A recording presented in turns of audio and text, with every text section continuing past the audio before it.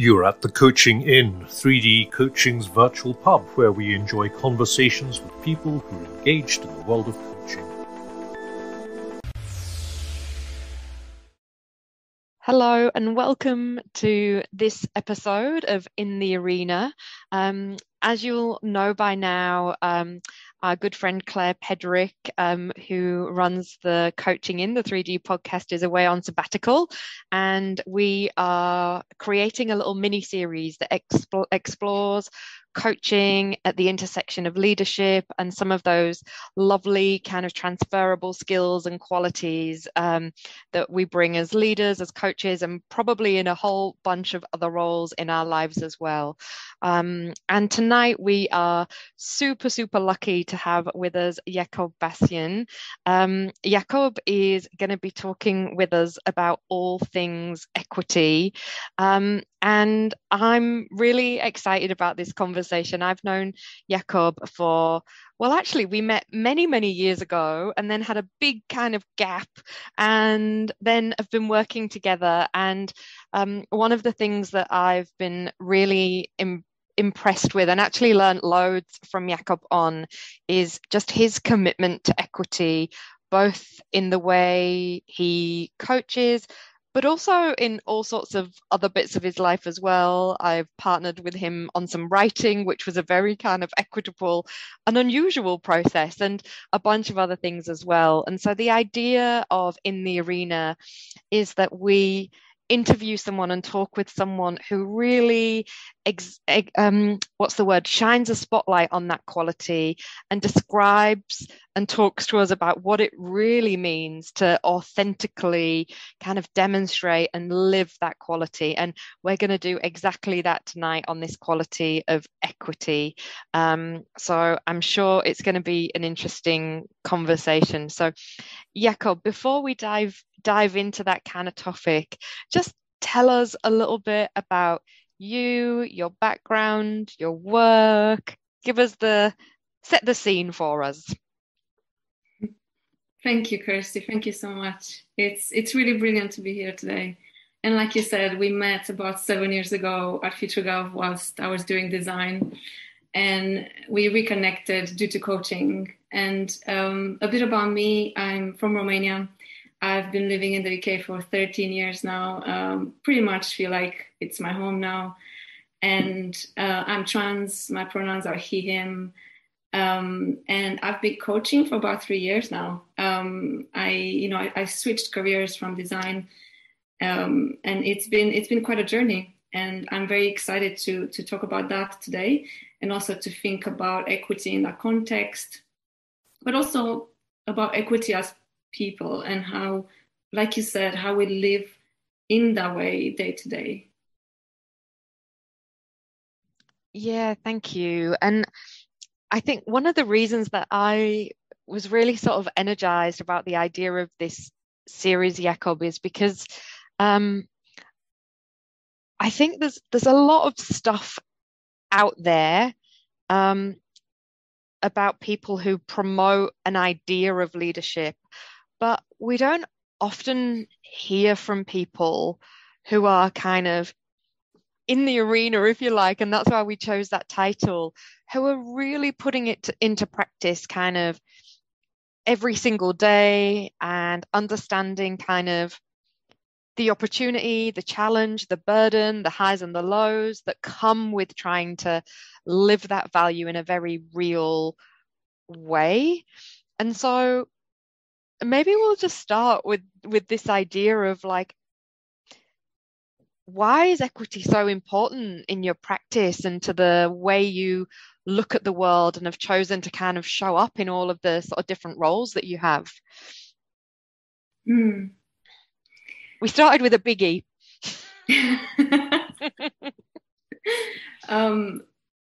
Kirsty, as I was preparing for our chat today, I was making some notes, and it's so interesting what came up for me as almost maybe an origin story, or maybe the beginning of this journey with equity, which right now for me even feels like quite amorphous and quite hard to pin down, and also hard to relate to and make approachable to myself. and I think I have this image of myself growing up in Romania, in a neighborhood where the separation between class and race was so visible. I was living in the like newer blocks of flats in this neighborhood, and just over the road, you had the older, all the types of buildings, and you had that separation between the Roma community and Romanians. And I do think that from the beginning, I could literally see, oh wow, okay, so that's how we live. We have this separation. Yeah, and I think maybe the other bit where I see it is also in my family. I think I've always been the peacemaker. So whenever I would see conflict, I'll be like, I need to fix this. I need to come in and I need to save the situation. And I think because I could really feel the power dynamics, I could feel when things were getting a bit unequal or unfair. And I remember this feeling of, I could feel it in my body now. I could feel the anger. I feel it now. Whereas as a kid, I think I was maybe not able to really feel anger, but more wanting to fix it. So there's all these areas where I think from all of them, I somehow became very drawn to fixing, really. But I think over the years that approach has changed. I'm a bit, it's a bit more loose. I don't necessarily need to fix things anymore, but I do care that we address them. It's interesting that you talk about fixing, and that idea of power, because sometimes in the fixing, we can behave in a way that's not equitable, even though that's not our intention. So has that been your experience? Oh yes, thank you for going there. Yes, that's exactly the kind of conversations I was hoping we'll have. That this is so complex.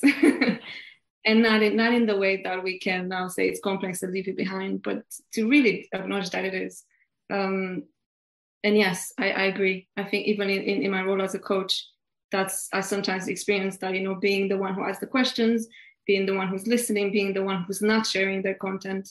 It's so much power. And I think unless I'm aware of that, and unless I, go to supervision and go to therapy and do all the things that I need to do to be aware of that, I can basically do the things that I am trying not to do, which is take power away and create an unequal dynamic. And isn't it, and this is one of the reasons that I love coaching so much, because it or coaching skills, if you like, because they speak to so many areas of our lives, don't they? And I'm listening to you going, I'm the one that asks questions. I'm the one that make decisions about where this conversation might go. I'm the one that might have some clues about the answers. All great questions that leaders have that privilege of too, like where the team's heading, where our organization's been directed. And, a lot of the research is pointing to that idea that actually leaders that hold the power and think they know the answers to those questions are not really tapping into the rich resource and the benefit and lived experience of the people in their organization. And one of the words that's kind of coming up for me, Iacob, listening to you talk and thinking about how that plays out in different roles, is humility, and how that's a very useful kind of partnership with equity. Can you have one without the other? There's a lot of threads already in there that I always want to ask you about as well. There's definitely something around how do you do that, like that kind of leadership that you're describing is a question for me. And humility for sure. And how do I foster it in myself? And also sometimes how do I hold that together with leading? So it's almost like, what's the right balance? Because sometimes for myself personally, I can fall into the humility bit in a way that is unhealthy, where I go, ooh, I'm not sure what I have to contribute, or, it can also be dangerous for certain types of personality or inclinations maybe. So I need to be careful how I hold myself in that way. But also remember that I have voice and I have influence and I can contribute, and how it's maybe for me to identify how I can best do this work. There's a real sweet spot, isn't there, between powerful and powerless, which sounds really blooming obvious when you say it out loud, but like living it is a totally different. This so it sounds so simple, but actually it's just not that easy. No, it's not. And I think for me, it's important to say that out loud. It almost helps me, because once I've said it, I'm like, oof, now I can think about it.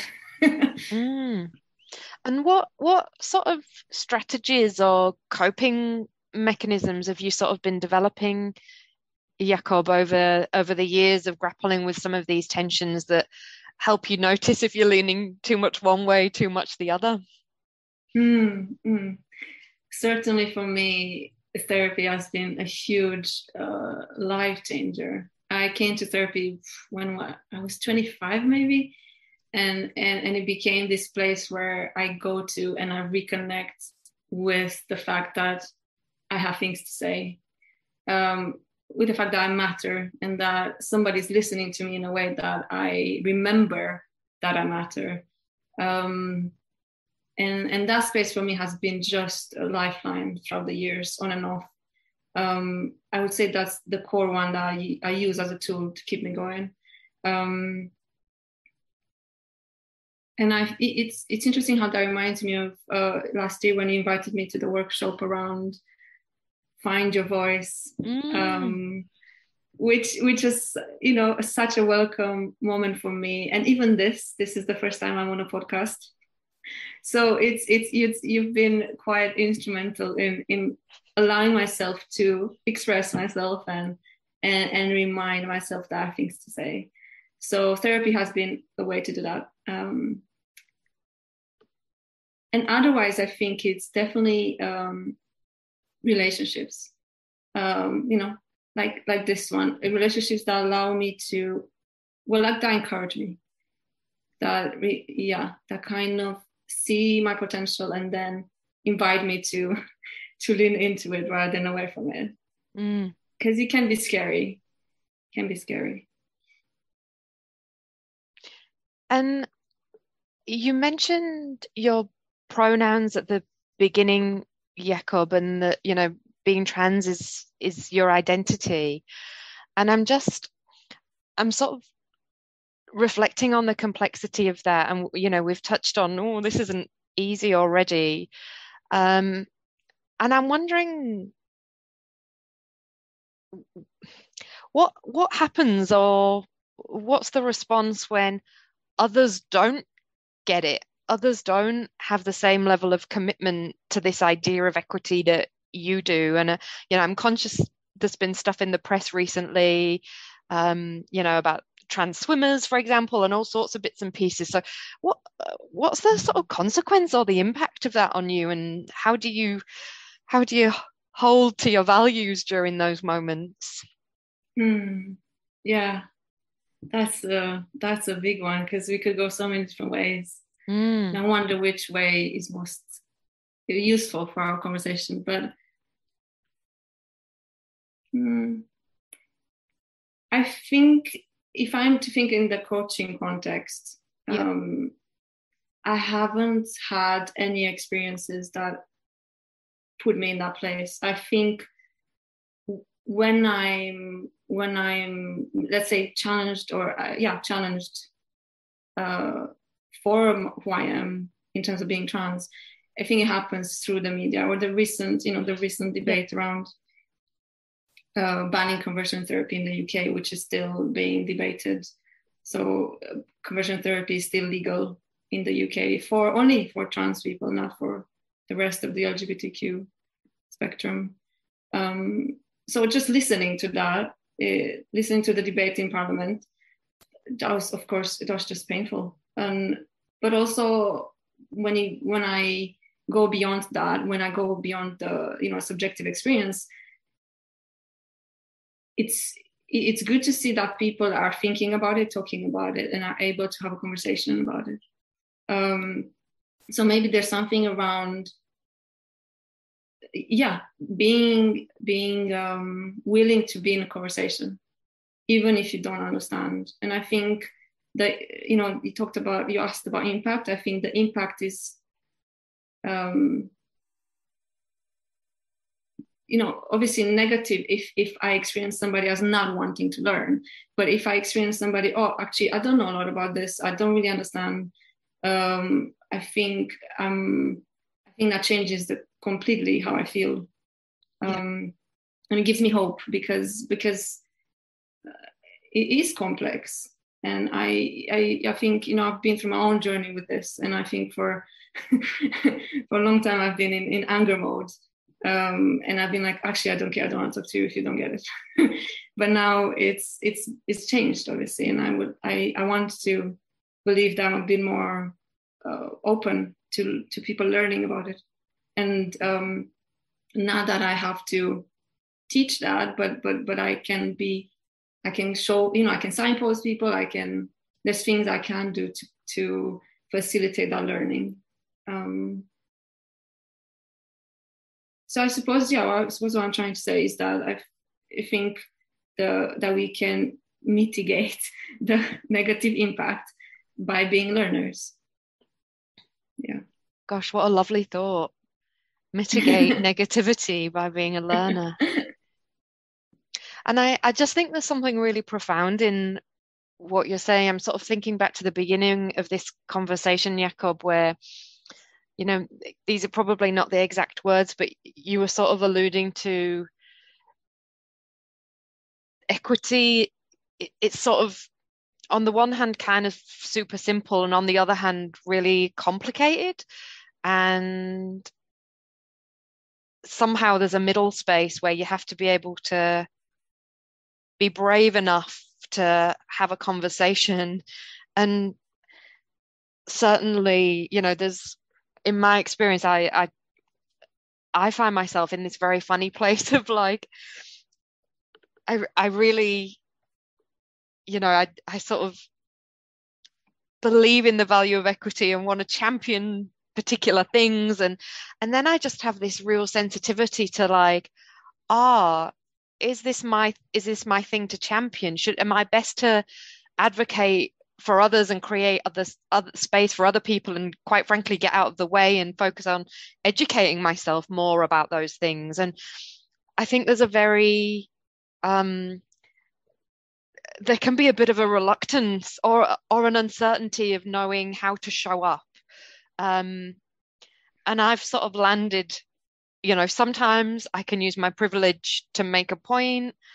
Sometimes I need to get out of the way and let the people with lived experience make a point. And sometimes I just need to pick up a book, have a conversation, be brave, and educate myself about some things. And I love the emphasis that you've put on the learning, because I wonder if the learning helps the bravery. Oof, I really love that. The fact that you found you found the nuance of it, the nuance in the work, and you're looking at different ways you can approach it in different moments. And maybe found is the wrong word, but like it's more about approaching this from a contextual point of view, so that equity, the way you do equity, will look very different depending on the moment, and that's powerful for me. So I think I was looking for, even in coming to this conversation, I was thinking, oh my God, I have to have the answers. I have to know what I'm doing. I mean, if you did, that would be wonderful for all of us. and I think that's where I get stuck. And similar to you, I think, okay, so what can I do now? How And I approach it from my point of view. I approach it from, I have to do this. And in those moments, sometimes I even forget that there's an entire world of people doing this work. and and actually how much lighter it feels if I remember that I'm not doing this on my own and nobody was asking me to. So that sounds like one of the strategies, oh, there's more than me here. Yeah. Oh, isn't that helpful? So. Mm-hmm. And how easy it is to forget. Yeah. I think, because there was the question that you sent over around what stops people from doing equity. And as we're talking about this, I'm realizing personally, I think there's so much shame that comes up when I think, oh my gosh, I'm not being the kind of person I want to be, or I'm not championing the rights of people, and I'm not contributing to the work of our days and the challenges of our days. And when I, with the Black Lives Matter in 2020, and I remember just falling into a pit of shame and actually then acting from that place rather than a place of actually this is work that needs to happen. And kind of getting lost in the self and in the image I was portraying, and also not portraying, but to myself, and how it made me feel about myself. And which, touches on white privilege and white fragility as well. But I think the word here, shame, does come up. And I think for me, might be one of the main barriers to doing this work. When I get lost, or when I don't find the support that I need to navigate that shame and make sense of it, so that I can allow myself, that allows me to do the work that needs to be done. Right. Isn't it? I'm just thinking, well, actually about two things. So I'll say both of them, and then I'll try and make it make sense, and it might not. So there's the red flag. I was thinking at the beginning of the conversation, Iacob, you talked about, I think this seed was sown when I was a kid. And I'm just thinking about, so I've got a almost 13-year-old daughter, and she sees injustice all over the place and is not afraid to kind of name it and go, why are they treating that person like that? That's not okay. And I don't think it's so interesting, isn't it, that as we get older, there's this kind of fog emerges or whatever. There's something about kids that are really good at this stuff. Like they can see injustice a mile off and have got something to say about it. But as we get older, like a bunch of things kick in, like, what will other people think if I speak up? Am I brave enough? Do I know enough? Do I do it? Like there's will I experience? Yeah. Will I be ashamed? Like there's a whole bunch of things. And there's something really interesting in that kind of spirit of young people who can just see it and name it real quick. Wow. Okay, can we get Evie on the It might involve some TikTok references, which might not be that helpful for everyone. But really, that's really inspiring, and I'm curious, how do we do that? What do we learn from her? Yeah, or what do we need to unlearn? Oh, yeah. What is that?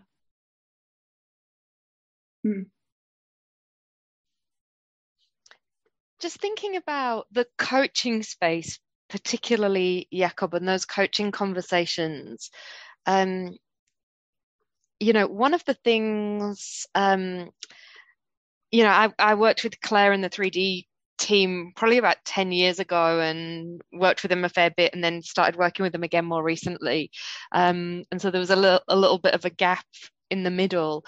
And one of the things that I've noticed about the practice with Claire and the team at 3D is much more emphasis on partnership and being in step or in partnership with the person that you're thinking with, or helping to facilitate their thinking in the coaching conversation. And I'm wondering how that plays out for you from an equity perspective as well, in that very specific role that you have with the people you work with. Yeah. Well, that's spot on, because that's what attracted me to the work you were doing together. You know, when I first joined your event on simplifying coaching, 2 years ago. Yeah, a long time ago now. I remember I was struck by the approach and the simplicity, well, the real simplicity of it, in terms of the questions you were using to frame the coaching conversations, and how. Oh, I remember reading this in Claire's book, where she was saying, you won't know how to have a conversation with one particular person until you ask them. And I remember thinking, oh, that makes so much sense. But actually, to arrive at that realization and put it down on paper is a different thing, and to do it is actually another different thing. And I think for me in coaching, the partnership in terms of equity is always going to be something I need to pay attention to. And I think sometimes I'm quite overwhelmed by the responsibility of being in a one-to-one space. Yep. Remembering that this is a one-to-one space where actually every word I say or every interaction actually has an impact. It has a consequence. So I think I hold up with quite a lot of gravity. I think I need a bit more play sometimes, but I think it does allow me to be attentive to that. It does allow me to keep the partnership stance in my brain, and never forget that actually that's a huge privilege to be in that position, and a huge potential to use power in ways that I wouldn't want to use it if I'm not careful. And of course that just means continuous supervision and self-reflection. So it's manageable. It's just that I think because I come to coaching from having witnessed those power dynamics in my family, I think I have high sensitivity or high perception of when the balance is off. And I think, even the choice of being in this position allows me a sense of power, even if that sense of power is illusion. But there is a dark side to it, where I think being the one who's not sharing it gives me a sense of power. But I think it matters how I use that, and it matters that I do coaching because I care, and because I care that people have a voice and they use it to live lives that are fulfilling, and that's what I want for myself, and that's why I want to do this work. But I'm aware that the partnership bit is a bit complex. And Iacob, I feel like we've talked to all the layers. We've talked about equity in that kind of one, for self, for the one-to-one conversations that you have with coaching. I'm privileged enough to know that you take that philosophy into probably all of your relationships and conversations, but also at that really macro level, at the social level, about things that you believe in and want to champion and advocate for. What difference does it make? What difference does having that lens on those conversations and those relationships make, for good or for bad? Oof. Well, this goes to the core of it, doesn't it? I think it makes me think about, for a long time I've been living a life in a way of like thinking, oh, I really want to be a good person. Realistically, like just being very honest, And I think only recently I've started to kind of see the gray areas of that, and maybe open my mind around. I think maybe at times I'm not going to be the kind of person I think I want to be. And maybe it's not about that at all. And things are a bit more, it's not going to be easy to know if I'm living in the ways that I want to live. And I suppose when I think about it that way, the question of whether I'm making a difference becomes almost a question around free will. It becomes quite existential, and it reminds me of how hard it is to measure it. And I think I come to this conversation from the point of view of an independent practitioner and somebody who's working a lot with inner life and in quite an introverted sort of experience of making a difference. And so because of that, I think I measure it by knowing how it feels in my body and knowing whether I'm acting in the ways that I would want to act. But that's the internal measure. But I think the whether I'm making the difference on the outside world, I think that's where that's where it gets difficult for me, because it's like we said, it can be I either put too much pressure and I'm expecting myself to fix the whole thing now by myself. And I think maybe my learning edge right now is how do I connect to community and other people who are doing this work of equity and learn together what a difference can be. And maybe a part of me wants to say that the difference is that we're trying. But that might not be enough. So I don't know, actually. I don't know how it makes a difference. Well, I like your sort of reflection on there's an internal difference. There's a difference for me, and that's important. And then there's a difference from the world in the world, and that's a bit more tricky to measure and understand. And there's probably some surprises and some serendipity in there as well. But it's a values alignment thing as well, I suppose. And I was listening to you sort of reflecting, Iacob, what changes I've seen in myself in this space. And I was thinking, I don't know, there's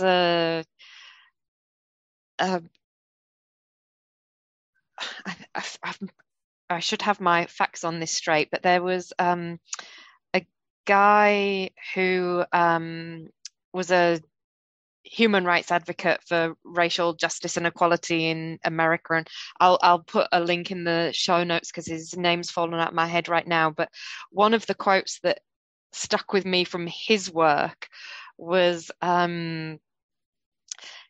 getting good trouble, necessary trouble.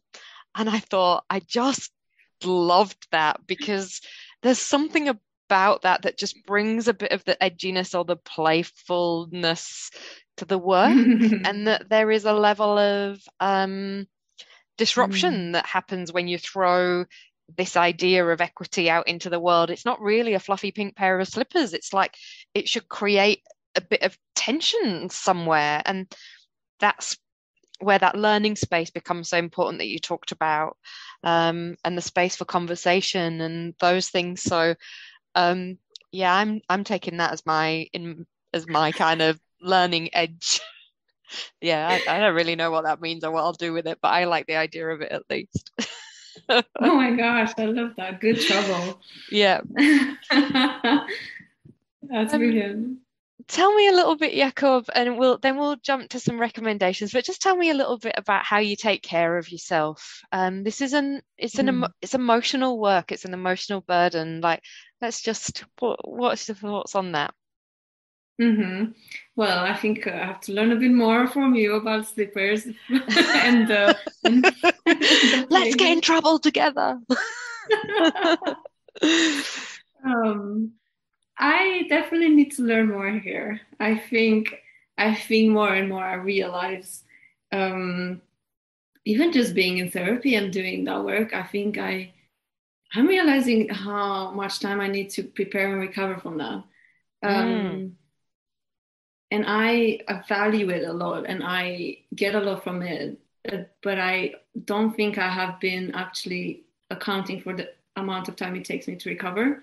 And I think the connection to equity and from therapy to equity is that's usually what I would do in therapy. I would actually go to those learning edges and recognize that in myself, right? So the ways in which I am, a racist or misogynistic or all these things that actually I see as other or out there or somebody else is doing them, but to be able to see that in myself it takes all the energy out. And I think I need to learn how to do this better, because otherwise I'm not going to be able to do this equity thing anymore.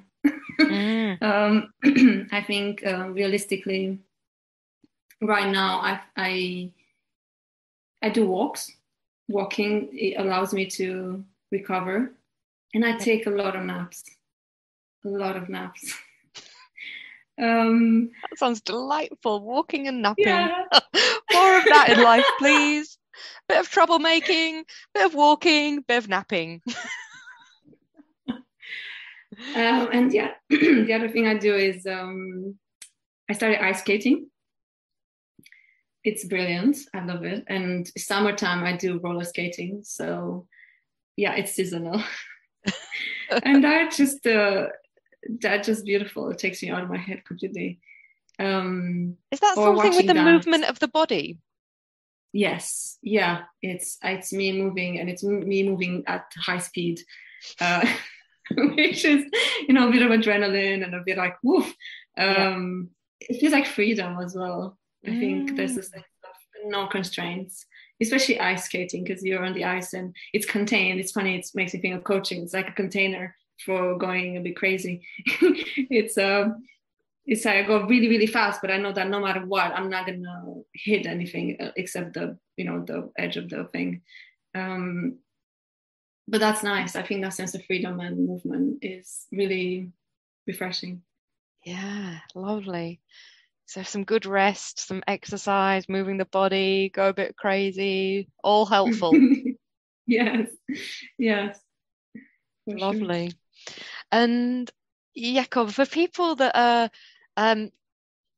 maybe coming to this idea of equity in coaching or in leadership or in life for the first time, or they want to delve a little bit deeper, have you got some recommendations for us? Yes, I did. Where can people delve? So I think something to read is definitely the Huddlecraft newsletter, and we'll have links at the end. But they're a community interest company galvanizing peer-to-peer learning, so it's so closely linked to power dynamics and the idea of how do we do our learning, and does it have to be top down, or can we do it by ourselves? Yep. And in terms of watching, I wanted to offer something around trans awareness and visibility. There's a really good documentary called Disclosure, and it's on YouTube. You can find a trailer. It just talks about the trans representation in the media and how actually the media has influenced how we think about trans people. And what else? I think the bit to listen to I had down as Poetry Unbound from On Being, and it's a podcast with poetry. And I love it because I think, as I was thinking about our conversation, I was thinking how much of this is almost hard to put into words. And when that happens for me, I go to poetry. And Poetry Unbound is led by Padraig Tuma, and he's a wonderful guy. And he presents different poems from different authors and then discusses them. But I think I wanted to offer that as a way to remember why you do this work and why you care, and to get encouragement. And the ponder one I loved, because I had my own ponders around how do I do this work with other people. And I think that would be my question as an author, is how do you do this work with other people? Gosh, that's a big one to think through, isn't it? Yeah. So all of these, thank you for kind of sharing that so generously. All of these wraps will be in the show notes. There's something to watch, read, audio, listen, and ponder will pop in the show notes for those of you that want to delve a little bit deeper. I'm definitely going to check out the poetry podcast, because I love the lack of constraints that you can have in poetry, finding new ways to express yourself. And I think it has very practical application in conversations that you have, to find new ways of accessing a new perspective, new angles to see things from. So that sounds one that's going to be up my street for sure. So just before we come into land, Iacob, final thoughts? Final thoughts. I'm really grateful. Grateful. I think, I'm really grateful for our conversation, from this time together to think about this, and where we've gone, the threads. I think I maybe wanted to ask you questions, and I was like, I missed my chance. You can ask one. I don't know if I'll have an answer, but I give it a go. Okay.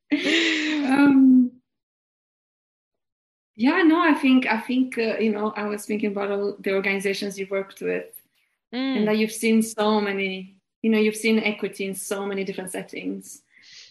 And I don't know, like, what are you learning from all these different settings? It's a great question, Iacob. And I think one of the things that I've been lucky enough in consulting and in coaching, I've probably worked with, I don't know, over 200 different organizations, and you get to have a real peek behind the curtain. And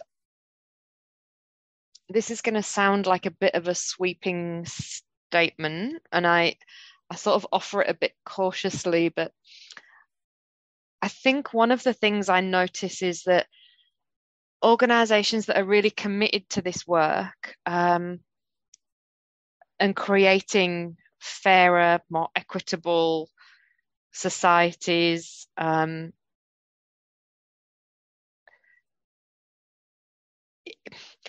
was going to say it's sort of a blessing and a curse, but that's not quite the right way to articulate it. What I notice is that they prioritize it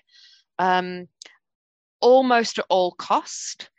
And I worry a little bit about what that does to its employees. And so I notice kind of a bit of burnout and a bit of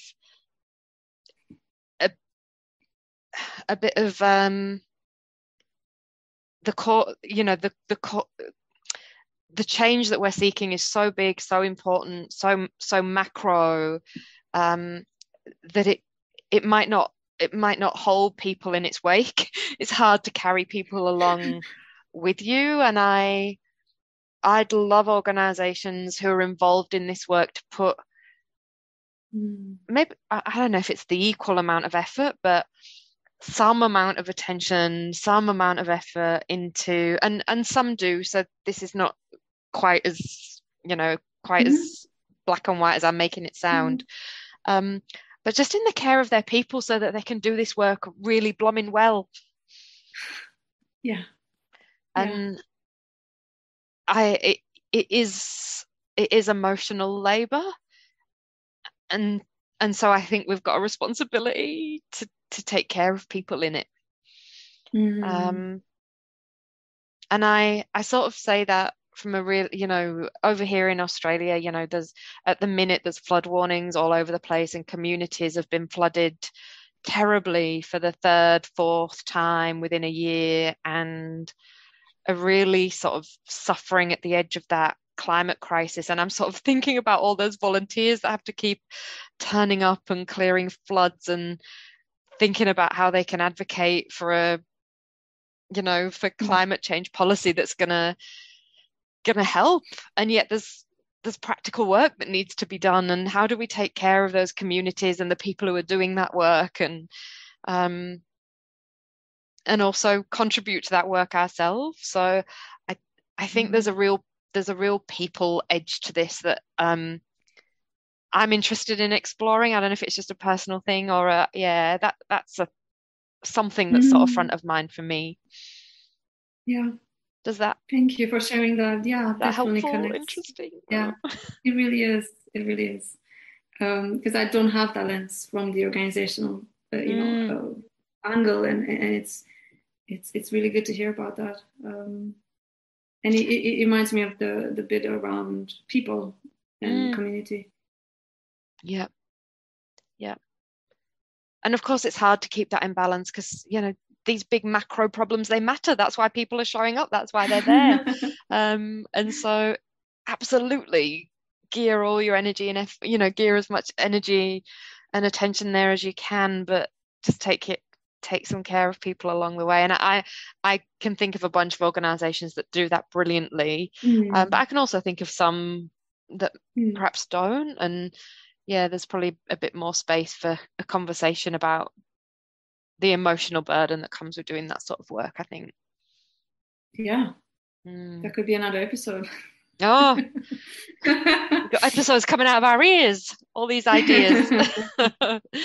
Well, look, thank you so much for sharing so graciously, so openly, so honestly with us, Iacob. You've given us lots of food for thought. Certainly, I'm taking away kind of what's the edge that I need to lean into, and I love that idea of the learning space as well. So I'm sure there's going to be listeners that take away all sorts of things from this conversation. So thank you so much. We will pop all of those links in the show notes. So for those of you that want to delve a little deeper or explore a little bit more, you'll be able to do that. And of course, feel free to add any of your own resources, any of your own kind of ways of managing that emotional burden or anything else that we've been talking about tonight in the comments and in the chat. And of course, I'm sure other people would love to read and hear and listen to some of those as well. So we'll say thank you for listening, and we'll see you next time. Bye-bye. Thank you. If you've enjoyed what you've heard today, we'd love you to share the podcast with a friend or leave a comment on social media. And if you'd like to become a regular at the Coaching Inn, you can subscribe on Podbean and all major podcast channels. We look forward to welcoming you next time. You've been listening to The Coaching Inn, 3D Coaching's virtual pub. For more information, check out 3dcoaching.com.